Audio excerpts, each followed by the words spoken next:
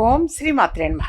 ఇప్పుడు తెలియజేసే అంశం, అమావాస్య రోజున మనం కానీ ఈ విధంగా ఆచరించాము అనంటే నరఘోష, ప్రతికూల శక్తులు ఇవన్నీ కూడా తొలగిపోతాయి. సహజంగా ఎక్కువ మందికి కూడా నరఘోష వల్ల ఇబ్బందులు పడుతూ ఉంటారు.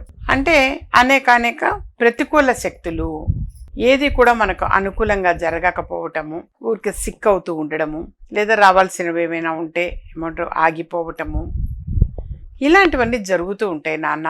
వాటిని జాగ్రత్తగా రికగ్నైజ్ చేస్తే తెలుస్తుంది. అందుకని అమావాస్య నాడు గనక ఈ విధంగా మనం ఆచరించాము అనంటే మాత్రం డెఫినెట్గా నెగటివ్ అనేది ఏది ఉన్నా తొలగిపోతుంది. ఆ నెగటివ్ తొలగిపోవాలి అనంటే సాంబ్రాణి ధూపము అనేది సహజంగా మనం వేస్తూ ఉంటాం ఇంట్లో. ఆ సాంబ్రాణి ధూపం అనేది వేసినప్పుడు ఎస్పెషల్లీ అమావాస్య నాడు, ఒకవేళ కొంతమందికి ఎప్పుడన్నా మాకు అలవాటు లేదమ్మా సాంబ్రాణి ధూపం వేయము అనుకుంటే కనీసం అమావాస్య రోజన్నా వేయండి. పౌర్ణమి రోజు, అమావాస్య రోజు ఎప్పుడన్నా కనీసం నెలకు 1-2 సార్లు అయినా వెలిగించడం చాలా చాలా మంచిది.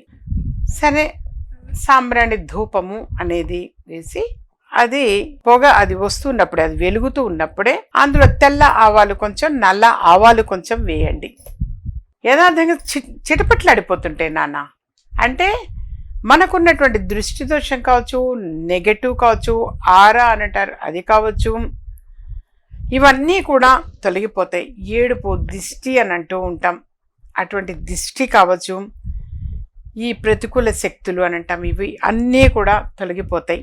తెల్ల ఆవాలు, నల్ల ఆవాలు. తెల్ల ఆవాలు మేము తెప్పించలేమో, మా ఇంట్లో అందుబాటులో లేవంటే మామూలు నల్ల ఆవాలైనా వేయండి. అందులో వేస్తే నెగటివ్ అనేది పోతుంది, పాజిటివ్ ఎనర్జీని కలిగి ఉంటుంది. గృహం మొత్తం కూడా పాజిటివ్ ఎనర్జీని కలిగి ఉంటుంది.